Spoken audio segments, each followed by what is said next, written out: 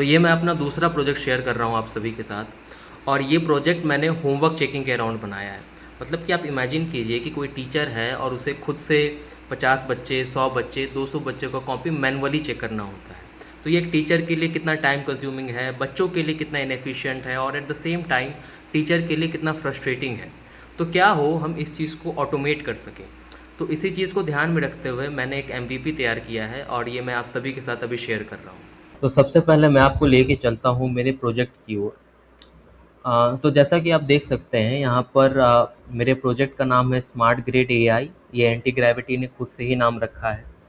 और आप यहाँ पर जैसा कि देखिएगा कि यहाँ पर दो अलग अलग चीज़ें हैं। पहला है स्टूडेंट पोर्टल और दूसरा है इंस्टीट्यूट डैशबोर्ड। तो सबसे पहले हम लोग चलते हैं इंस्टीट्यूट डैशबोर्ड पे। तो मान लीजिए कि आपका एक कोचिंग है जो कि आप चलाते हैं लपास लपास कोचिंग के नाम से, ठीक है। तो आप लपास कोचिंग डाल के यहाँ क्रिएट कर लेंगे और यहाँ पर ये क्रिएट हो चुका है। अब आपके कोचिंग में मान लीजिए संगीता नाम की कोई लड़की पढ़ती है, तो वो जाएगी स्टूडेंट पोर्टल्स पे, और स्टूडेंट पोर्टल पे जाने के बाद वो यहाँ पर संगीता नाम डालेगी अपना। उसके बाद यहाँ पर अपना क्लास डालेगी। मान लीजिए वो क्लास 7 में पढ़ती है, और उसका और जो हमने अभी कोचिंग बनाया था लपास कोचिंग, वो लपास कोचिंग में पढ़ती है, तो वो अपना कोचिंग यहाँ पर चूज़ करके यहाँ पर लेट्स लर्न पे क्लिक कर देगी।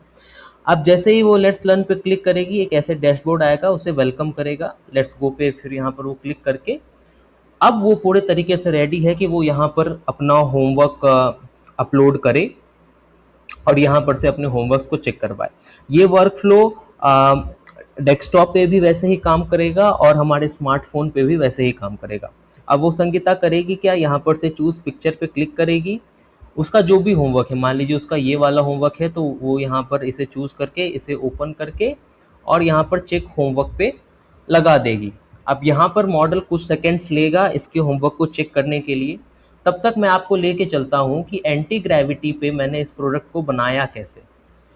तो देखिए, एंटी ग्रेविटी पे मैंने किया क्या था। सबसे पहले मैंने एक बहुत बेसिक चीज़ डालने की कोशिश की कि भैया मुझे बनाना क्या है, कि मैं पूरा इस हाँ मुझे बनाना क्या है। तो मैंने बोला कि यार देखो मुझे ना एक होमवर्क चेकर ऐप बनाना है जो कि करे क्या, कि जब स्टूडेंट होमवर्क के पिक को क्लिक करे और उसे हमारे ऐप पे अपलोड करे ना, तो ऐप जो है उसे आंसर को चेक करके प्रिसीजन के साथ बता दे कि उसके होमवर्क में क्या दिक्कत है और कहाँ वो सही है।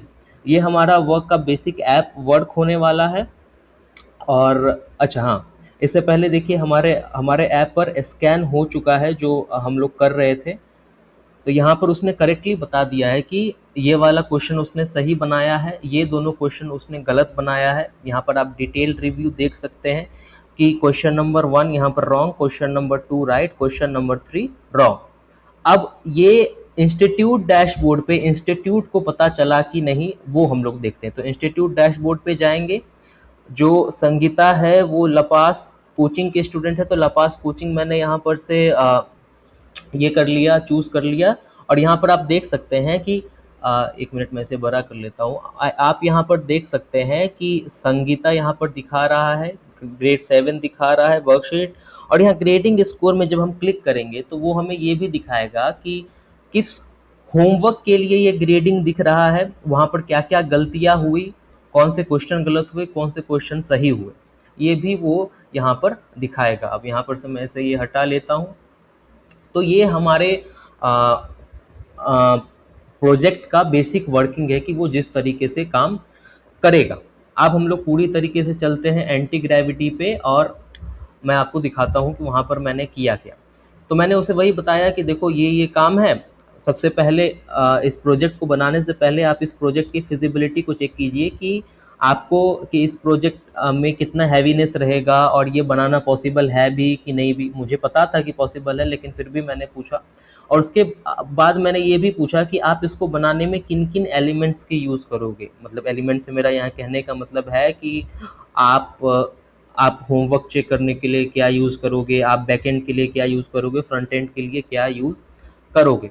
तो इसने वो चीज़ की। यहाँ पर से उसने अपना एक इम्प्लीमेंटेशन प्लान भी बनाया। यहाँ आप देख सकते हैं इम्प्लीमेंटेशन प्लान है। इम्प्लीमेंटेशन प्लान में फिर मुझे जो जो जो ये करना था, मतलब कि जो जो चीज़ें मुझे बदलनी थी मैंने वो बताया। उसके बाद फिर मैंने बोला कि क्रिएट इट, आप इसे क्रिएट कीजिए।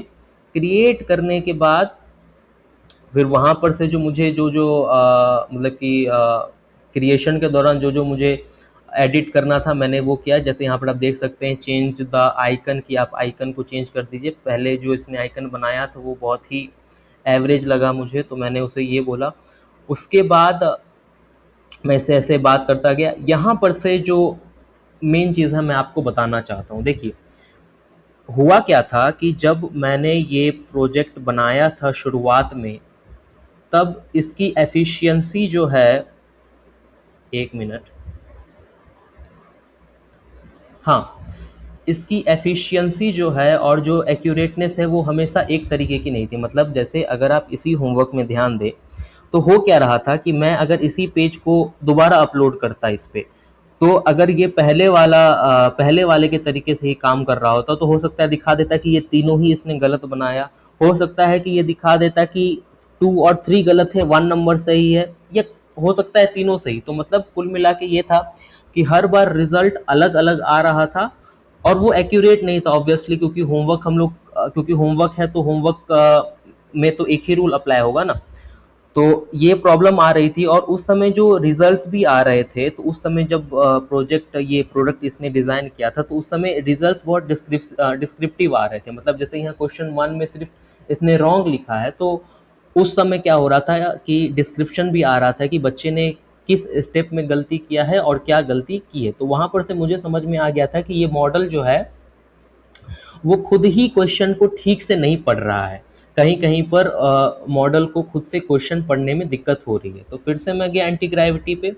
मैंने बोला कि देखो यार, जो मॉडल है ना वो एरर कर रहा है। कहाँ एरर कर रहा है? तो क्वेश्चन को वो ठीक से पढ़ नहीं रहा है। तो what can we do here, यहाँ पर हम क्या कर सकते हैं ये मुझे बताओ। और अभी कोड में कोई चेंज मत करना, क्योंकि कभी कभार ये बहुत हड़बड़ाता है और तुरंत कोड में चेंज करने लग जाता है। तो मैंने उसे ये बात बोला। तो उसने मुझे करीबन 3 ऑप्शंस दिए। इसमें मुझे ऑप्शन नंबर 2 समझ में नहीं आया, ऑप्शन नंबर 3 थोड़ा बहुत समझ में आया और ऑप्शन नंबर 1 समझ में आया। तो ऑप्शन नंबर 3 पहले मैं आपको बताता हूँ। ऑप्शन नंबर 3 में इसने बोला कि यार, क्योंकि हम हैंडराइटिंग पे काम कर रहे हैं और हैंडराइटिंग में हमें जो विज़न के लिए रीजनिंग चाहिए वो थोड़ी हाई लेवल की चाहिए। तो हम फ्लैश छोड़ के 2.5 फ्लैश छोड़ के 2.5 प्रो पे स्विच हो जाते हैं। लेकिन वहाँ पर दिक्कत मुझे लगी कि एपीआई कॉस्ट की, ना मैं फ्री में ठीक से अपने प्रोडक्ट को ये कर सकता था, मतलब चेक कर सकता था, और अगर एपीआई लेने जाता तो वहाँ पर कॉस्ट ज़्यादा लगती। ऑप्शन 1 में इसने बोला कि आप चेन ऑफ थॉट ट्राई करो, कि हम लोग चेन ऑफ थॉट ट्राई करते हैं और वहाँ पर से देखते हैं क्या होता है। तो मैंने बोला कि ठीक है, आप चेन ऑफ थॉट ट्राई करो। पहले ही मैंने यहाँ पर ये भी बताया कि एक्सप्लेन ऑप्शन 1 ऑप्शन 1 को आप अच्छे तरीके से एक्सप्लेन कर दो, उसके टोकन वगैरह के बारे में बता दो कि क्या ये यूज़ करेगा। फिर मैंने बोला कि ठीक है, आप ऑप्शन 1 को क्रिएट करो। लेकिन हुआ क्या था कि ऑप्शन 1 में भी मुझे रिजल्ट्स वैसे निकल के नहीं आए, काम वैसा ही हो रहा था, एरर वैसे ही आ रहे थे।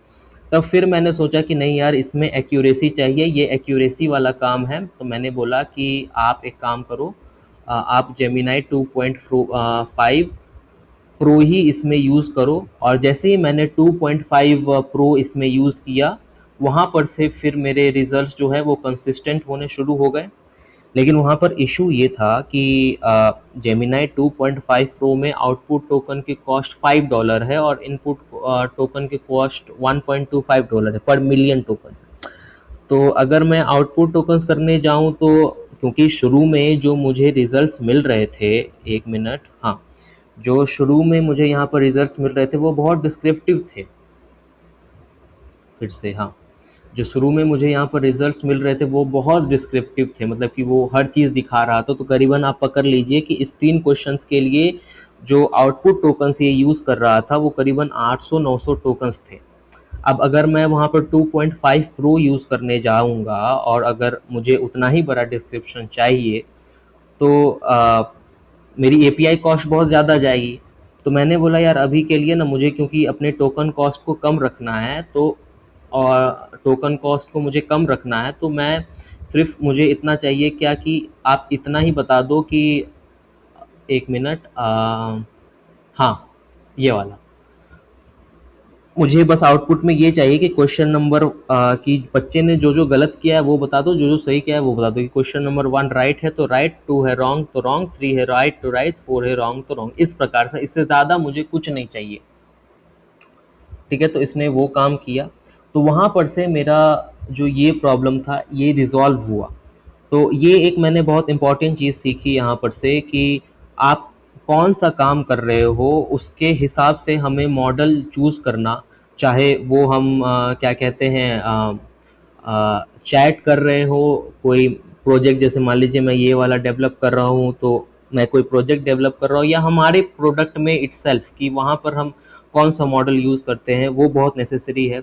और जिस मॉडल को हम लोग यूज़ कर रहे हैं उस हिसाब से हम कैसे अपने जो पूरे वर्क फ्लो है उसको मॉडिफाई करते हैं, अ, उसको एफिशिएंट बनाते हैं, ताकि हमारी कॉस्ट कम से कम हो सके।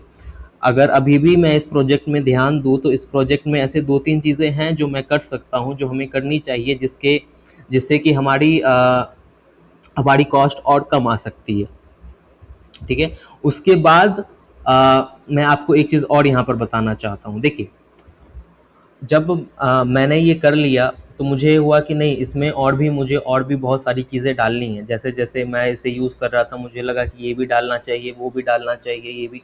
तो कुछ फीचर्स वर्क कर रहे थे, कुछ फीचर्स वर्क नहीं कर रहे थे।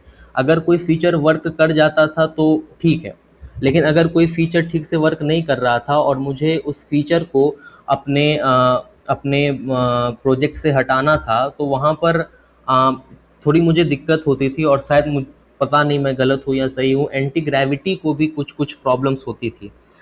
तो उसके कारण होता क्या था कि एक फीचर को हटाने के चक्कर में वो एक दो फीचर को ख़राब कर देता था। मतलब कि मैं आपको जैसे दिखाता हूँ।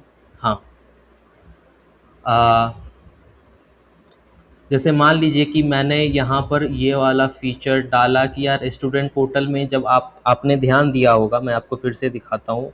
यहाँ पर न्यू अकाउंट क्रिएट करके मान लीजिए इसी राहुल नाम से मैं क्रिएट करता हूँ, और ये ठीक है, कहाँ गया, हाँ, राहुल नाम से मैंने यहाँ पर जब क्रिएट किया, तो पहले ये स्टूडेंट पोर्टल पे इस टाइप से नहीं आ रहा था। ये जो आप डैशबोर्ड देख रहे हैं ये इस टाइप से इसका यूआई नहीं था, यूआई कुछ और था। तो मैंने बोला कि यार यूआई जो है ना वो थोड़ा और अच्छा होना चाहिए, या ऐसे कर दो वैसे कर दो, तो वो इम्प्लीमेंट नहीं हो पाया। शायद मेरे प्रॉम्प्ट में कोई दिक्कत हो, या मॉडल में, या जो भी दिक्कत हो, वो इम्प्लीमेंट नहीं हो पाया उसके कारण। लेकिन हुआ क्या कि और जो 2-3 फीचर्स थे इसमें वो ख़राब हो गए, वो ठीक से वर्क नहीं कर रहे थे। तो फिर उसको वापस लाने में मुझे थोड़ी दिक्कत हुई, और और मुझे डर भी लगा कि यार कहीं प्रोजेक्ट ख़राब ना हो जाए, लेकिन ऐसा हुआ नहीं, वो ठीक हो गया। तो ये भी एक इंसाइट थी मेरी कि कभी कभार ऐसा भी होता है कि कोई फ़ीचर आप ठीक करने जाओ, या आपने बनाया, अब आप उसे मन नहीं है, उसे हटा रहे हो, तो उसके कारण हो सकता है कि 2-3 चीज़ें आपकी और भी ख़राब हो जाए। तो ये दो मेरी टेक अवे थे इस प्रोजेक्ट से, एक मॉडल, और दूसरा दूसरा ये फ़ीचर वाला जो मैंने आपको बताया। तो मैं उम्मीद करता हूँ कि आपको भी इससे कुछ इंसाइट मिली हो, और यहाँ तक मुझे सुनने के लिए शुक्रिया।